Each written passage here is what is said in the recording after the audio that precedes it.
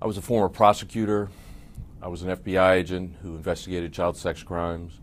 I was a profiler, behavioral analyst, and my specialty was sexual exploitation of children. I was also a victim myself, and it's been my life's work to try to investigate, study, understand, educate people about, and prevent child sexual victimization.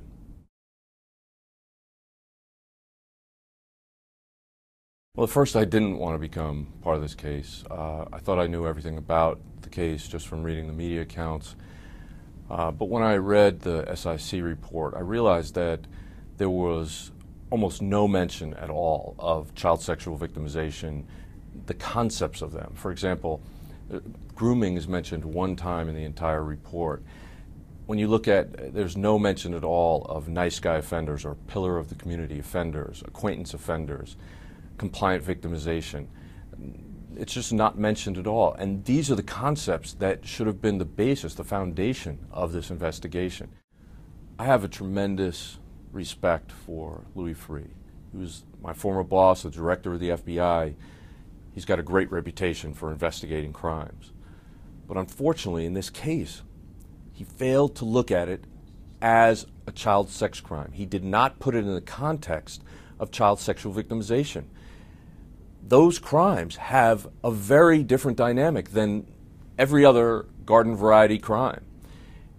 And unfortunately, because he didn't look at it in the context of child sexual victimization, that investigation went way down the wrong road. And we're left with something that terribly mischaracterizes what happened, and unfortunately, it's a terrible teaching tool for the rest of the country. Whenever a child sex offender comes into the room, people expect to be able to know that. They don't know that he could be a nice guy, a friend, a good person that you know and love. Sandusky was a very good groomer, and I put him at the top 1% of groomers that I've seen in this country just because of the boldness of his acts. The fact that he kept such a high-profile position both professionally and in his volunteer work with Second Mile put him under a lot of scrutiny, except that he effectively used that to prove to everybody else that he was a saint. If you don't understand how offenders behave and how victims behave, you misinterpret the evidence. You misinterpret people's behavior.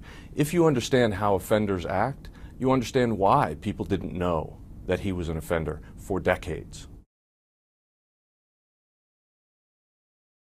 First of all, we live in a country in which there's a presumption of innocence. And you have to actually find facts to say somebody was involved in a conspiracy. You have to have evidence to support that, not conjecture, not saying that, well, you know, in general he ran the football program, so he was the king of this school, and saying because of that he should have known. When you're investigating an agreement to conceal, which is really a conspiracy, there are a number of things you're going to be looking for. You're going to be looking for communications that outline the agreement. You're going to be looking for documents that prove that they decided that they were going to cover something up. You're going to be looking for surreptitious meetings and audio recordings or video recordings or any kind of evidence. When I read the conclusions in the Freeh report and then looked at the report and went through it word by word, line by line, there is no support for the conclusions that he made that there was actually a conspiracy. Another thing that stood out was the interpretation of some of the communications. For example, the 22701 email from Curley, the misinterpretation of that created the appearance that there was a conspiracy involved when you actually look at that in context with the other emails and documents around that same time period, that conspiracy completely crumbles. There is nothing there. What I can say is that based on the record today, there is absolutely no evidence that Joe Paterno was involved in a conspiracy to conceal anything about Sandusky.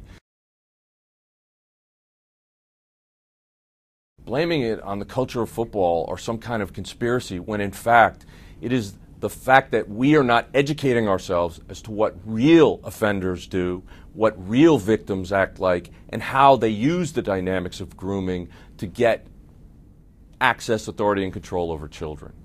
If we don't learn those things, if we don't change our perspective as a country, we are going to continue to let people like Jerry Sandusky offend decade after decade after decade.